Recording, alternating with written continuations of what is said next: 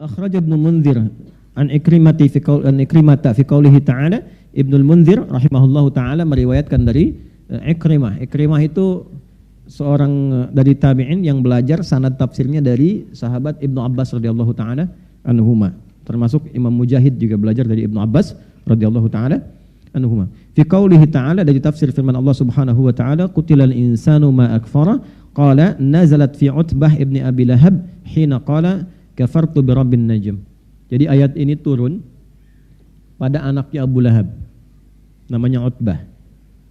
Ya, ketika didakwahi oleh Nabi, disampaikan dengan kalimat-kalimat kurang lebih ya, yang sebagiannya saya sampaikan tadi. Apa yang membuat engkau tidak kenal Allah, jauh dari Allah, mengingkari Tuhan, ya kan? Padahal Allah sudah kasih engkau kehormatan, kedudukan, harta benda, kekayaan dan sebagainya. Maka keluar dari kalimatnya kafartu bi rabbin najmi. Ya, aku kufur, aku ingkar, aku mengingkari itu dengan Tuhan yang engkau sebut, dengan Tuhan yang menguasai alam semesta, mengatur bintang dan sebagainya. Karena ada turun juga surat An-Najm, wan najmi idza hawa. Maka dia katakan kafartu bi rajmin najmi. Maka turunlah kemudian ayat ke-17 ini untuk merespon. Qutilal insanu ma akfara. Celaka manusia seperti ini. Ya, kenapa menggunakan kata kutila coba? Ini dalamnya. Kutila ini bentuk yang tajam pada kata wafat. Di Quran itu ada tuwfiya, ada mata, ada kutila. Ya. Tuwfiya artinya wafat. Udah jadi bahasa kita, wafat. Tawaffa dari kata tawaffa, wafat. Tawaffa ya tawaffa. Quran surah ke-32 ayat 11 ya, paling kanan sebelah bawah. Quran surah 32 ayat 11, ini malaikatnya. Qul yatawaffakum malakul mautil ladzi wukkila bikum. Katakan Muhammad, viralkan Muhammad SAW, aku telah menugaskan satu malaikat yang tugasnya hanya mewafatkan saja. Ya, wukkila bikum, diwakilkan kepada kita untuk mencabut nyawa. Jadi ada satu malaikat yang tugasnya nyabutin nyawa aja, nyabut, enggak pindah tugas. Ya, tidak mau praktek dan tidak tukeran dengan yang lain, itu aja. Ya, jadi sifat malaikat itu, perhatikan kalimatnya, la ya'sunallaha ma amarahum wa yaf'aluna ma yu'marun, tidak bermaksiat dan hanya mengerjakan tugas sesuai tupoksi. Ada malaikat yang diciptanya sujud aja, enggak pernah bangun, sujud aja. Ada malaikat tasbih aja. Tasbih. Ah, bosan tasbih, ya Allah istighfar dong. Enggak, tasbih aja, tasbih terus itu. Gitu aja. Malaikat begitu. Ya. Jadi yang sifatnya ruku terus, yang sifatnya tawaf aja terus. Ya, enggak berhenti, begitu aja. Itu malaikat. Ya, beda dengan kita, lain. Nah, di sini ada yang ditugaskan mewafatkan. Wafat itu dari bahasa Arab, wafat. Maka ketika Allah menugaskan malaikat dengan kalimat terhormat kan? Qul yatawaffakum malakul mautil ladzi wukkila bikum. Jadi wafat itu status terhormat. Ya. Makanya secara kata pun jarang disematkan pada orang-orang yang bermasalah. Perampok itu wafat. Tewas kan? Gitu kan? Iya kan? Pemabuk itu kemarin baru wafat. Innalillahi. Enggak. Itu sesuai dengan perilaku, kata akan disematkan. Jadi ketika kata wafat itu disematkan pada malaikat dan mengakhiri kehidupan kita, ingin menunjukkan bahwa kematian itu sesungguhnya sesuatu yang terhormat. Kalau terhormat dipersiapkan enggak? Nih, saya tanya pada Anda. Kalau Anda diundang ke istana, terhormat enggak? Terhormat. Baik. Kalau diundang, maaf ini, ada pernikahan, ada undangan resepsi. Undangan terhormat tidak? Terhormat kan? Baik. Nah, kalau Anda diundang ke istana, undangan terhormat, persiapan enggak? Bajunya bagus enggak? Bagus. Kata-katanya kan ditata dulu ya. Nanti mau bicara apa, sikapnya bagaimana, karena kematian itu ditempatkan dalam Al-Quran pada posisi terhormat. Karena kematian terhormat dipersiapkan. Bukan cuma ditunggu datang, dipersiapkan. Supaya saat pulang pun kita terhormat. Makanya saat dipanggil, saking terhormatnya dipanggil dalam keadaan tenang. Ya ayyatuhan nafsul mutmainnah irji'i ila rabbiki radiyatan fadkhuli fi ibadi wadkhuli. Itu terhormat. Ya. Kalau tidak dipersiapkan, dia pulang tidak dalam keadaan terhormat nantinya. diundang secara terhormat, datangnya tidak terhormat, jadi diusir. Ya kan?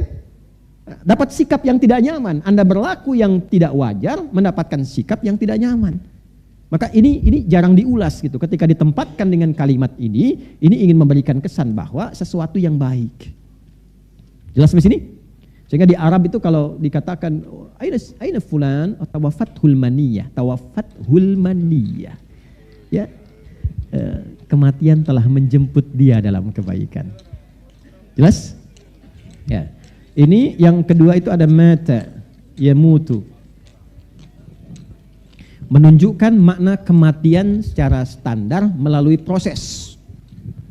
Asalnya kata mata dalam bahasa Arab itu asalnya ini standar, kata dasar standar. Bukan menunjuk kata halus ataupun kasar, bukan.